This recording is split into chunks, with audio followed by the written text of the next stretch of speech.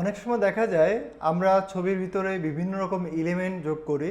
এখন যোগ করার পরে কিছু অংশ কেটে ফেলে দিতে হয় বা ইরেজ করতে হয়। তো আজকে ইনশাল্লাহ আমরা ইরেজ টুলের যে সেটটা আছে সেটা দেখাবো ইনশাল্লাহ। তা কথা না বাড়িয়ে চলুন শুরু করা যাক।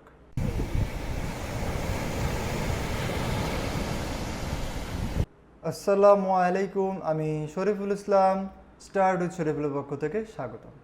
আজকে খুবই সাধারণ একটা টুল নিয়ে আলোচনা করব, সেটা হচ্ছে ইরেজার টুল। টুলটা দেখতে সাধারণ হলেও মাঝে মাঝে বিভিন্ন রকম কাজে এটা খুবই ভালো কাজ করে। আর আমরা সবাই জানি ইরেজার মানে কি, রাবার। রাবার দিয়ে কি করে, ইরেজ করে। সো যখন আমরা কোনো ছবি ম্যানিপুলেশন করি কিংবা একাধিক ছবি একটা ইমেজ ক্রিয়েট করি, সেই ক্ষেত্রে কিন্তু আমাদের এই ইরেজার টুলটা খুবই কাজের। কেননা যখন আমরা একটা ছবি, আমি এই ছবিটা, এটা আছে সিলেট, আমি চলে যাচ্ছি কক্সবাজার, এরকম এখানে নিয়ে যাব। তো আমার কী করতে হবে, এই ছবিটাকে নিয়ে গিয়ে এখানে রাখতে হবে। তো টোটাল এই ছবিটা যদি আমি নিয়ে যাই এবং এখানে পেস্ট করি, খেয়াল করে দেখেন আমার টোটালটাই এটার উপরে চলে আসছে। এখন আমার উচিত ছিল কি, ছবিটার যে অবজেক্টটা বা মেইন ফোকাস বা আমার ছবিটা নিয়ে আসা উচিত ছিল। সো আমরা কি করব, যে ওই অংশটুকু, যতটুকু অংশ আমার দরকার ততটুকু অংশ নিয়ে আসবো। তো এখন আমি জাস্ট আপনাকে বোঝানোর জন্য অবজেক্ট সিলেকশন তুলে গেলাম। এটা আমি রিয়েল টাইম দিচ্ছি, এখানে কোনো পজ নাই। খেয়াল করে দেখেন একদম ক্লিক করার সাথে সাথে আমার যে মেইন ফোকাসটা কিন্তু সুন্দরভাবে সিলেক্ট হয়ে গেছে। তা সিলেক্ট হয়ে যাওয়ার পরে আলহামদুলিল্লাহ ভালোই সিলেক্ট হয়ে গেছে। এখান থেকে আমি ইচ্ছাকৃতভাবে আমি একটু উল্টাপাল্টা করার চেষ্টা করতেছি, যে আমি একটু কানের এখান থেকে একটু বাড়াই দিলাম, ঠিক আছে, দেন এখান থেকে একটু আমি ইনক্রিজ করে দিলাম। তো ওরকম হয় না, অনেক সময় দেখা যায় কম বেশি চলে আসে। তো আমি মনের ভুলে হোক বা কোনো কারণে হোক নিয়ে গেছি, যেমন কন্ট্রোল-C দিলাম কপি, দেন এখানে এসে কন্ট্রোল-V দিলাম পেস্ট। খেয়াল করি এই ইমেজের এই অংশে আমার কিন্তু পিছনে ব্যাকগ্রাউন্ডের সাথে আমার কালারটা কিন্তু বেশ ম্যাচিং হয়ে গেছে। দেন এখানে খেয়াল করতে হবে যে আমরা যখন কোনো একটা লেয়ারে কাজ করব তখন পিছনে একটা অল্টারনেটিভ কালার দিবেন, যাতে করে বুঝতে সুবিধা হয় যে এই লেয়ারে কোনো প্রবলেম আছে কিনা। কারণ আমার যে ইমেজটা এবং ব্যাকগ্রাউন্ড ইমেজ কিন্তু প্রায় সিমিলার কালার।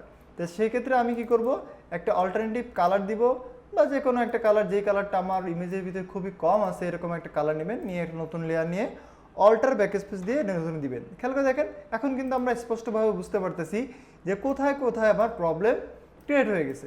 দেন আমরা ইজিলি ইরেজার প্রেস করব। ইরেজারের জন্য আমরা অবশ্যই জানি ইরেজারের জন্য প্রেস করতে হবে।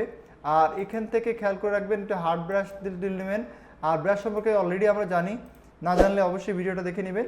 এখানে অপাসিটি সম্পর্কে, ফ্লো সম্পর্কে বা স্মুথ সম্পর্কে আমরা কিন্তু ব্রাশ টুল আলোচনা করে দিছি, এখন আমরা খুব বেশি আলোচনা করব না। তারপর আমি একটু পরে বোঝানোর চেষ্টা করতেছি, আমি এটাকে কেটে ফেলতেছি, যে অংশটুকু এক্সট্রা আসছে সেই অংশটুকু আমি কেটে ফেলতেছি। এটা যদি দেখেন হার্ডলি কেটে গেল। কিন্তু যদি মনে হয় যে না, আমি কোনো একটা জিনিস ঝাপসা করে বা অল্প অল্প পরিমাণে নিতে চাচ্ছি, সেক্ষেত্রে আপনি এভাবে অপাসিটি কমায় নিতে পারেন, অল্প অল্প করে নিতে পারেন। যেমন অনেক সময় দেখা যায় যে আমরা কোনো পোস্টার বা ব্যানার করার সময় পাশ দিয়ে হালকা করে একটু করে দিই, যাতে করে ওই পোস্টারের সাথে ব্লেন্ডটা হয়ে যায়। তার জন্য অবশ্যই আমি এইভাবে নিব না, তার জন্য আমরা ফেদার আলাদাভাবে নিয়ে তারপর কাজ করব। সো আমরা যেটা বুঝলাম, যদি আমরা কোনো একটা ছবিতে কোনো কিছু নিয়ে আসি, সেক্ষেত্রে সেখানে যদি এক্সট্রা কোনো পিক্সেল থাকে, সেটা আমরা ব্রাশের মাধ্যমে, এটা কিন্তু দেখেন ইরেজার টুল কিন্তু একটা brush, one kind of brush, যেটা কিন্তু ইরেজ করার জন্য ব্যবহার হয়। আপনি খুবই চমৎকারভাবে অবশ্যই হার্ড রাউন্ড ব্রাশ নেবেন। শর্ট নিলে কী হবে একটু খেয়াল করে দেখার চেষ্টা করেন, যে আপনার যে ব্রাশটি ইরেজ করার কথা ছিল সুন্দরভাবে সে ইরেজ করবে না। সবসময় খেয়াল করবেন যখন আপনি ইরেজার টুল নেবেন, আপনি হার্ড রাউন্ড ব্রাশ নেবেন, নেওয়ার পরে আপনার যেই অংশটাকে আপনি ইরেজ করতে চাচ্ছেন অবশ্যই অপোসিটিটা ফুল দিবেন, আদারওয়াইজ আপনার সুন্দরভাবে ইরেজ হবে না। চমৎকারভাবে আপনি কিন্তু ইরেজ করে ফেলতে পারবেন। আমি এটা হচ্ছে আগেরটা নিয়ে নিয়েছিলাম, এর জন্য এটা ইরেজ এইভাবে হয়ে গেছে। খেয়াল করেন পিছনের ব্যাকগ্রাউন্ডের সাথে এটা কিন্তু একদম আলাদা, কারণ আমার পিছনের ইমেজের যে অংশটাকে ছিল, আমি একটু আরেকটু দেখানোর চেষ্টা করি, যে এইখানে দেখেন পিছনে যেভাবে আছে ঠিক একইভাবে আমার কিন্তু মানুষটা চলে আসছে। সো ইরেজার টুল ব্যবহার করার ক্ষেত্রে খেয়াল করবেন। এরপরে আছে কি, background eraser tool. Background eraser টুল কেমনভাবে কাজ করে সেটা হচ্ছে, আমি যখন ক্লিক করতেছি এখানে দেখেন অবশ্যই অলরেডি 3টা লেয়ার চলে আসছে।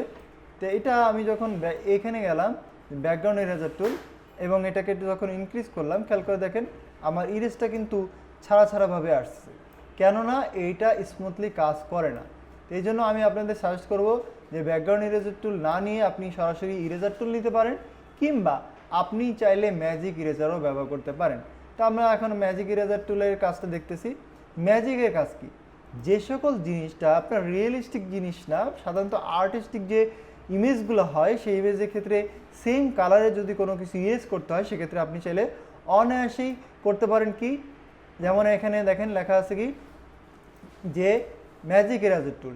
আমি যদি আমার শার্টটার উপরে ক্লিক করি, খেয়াল করে দেখেন শার্টের সিমিলার যে কালারগুলো আছে একই কালার কিন্তু ইরেজ হয়ে যাচ্ছে, আমাকে কিন্তু কোনো প্রকার ড্র্যাগ করতে হচ্ছে না।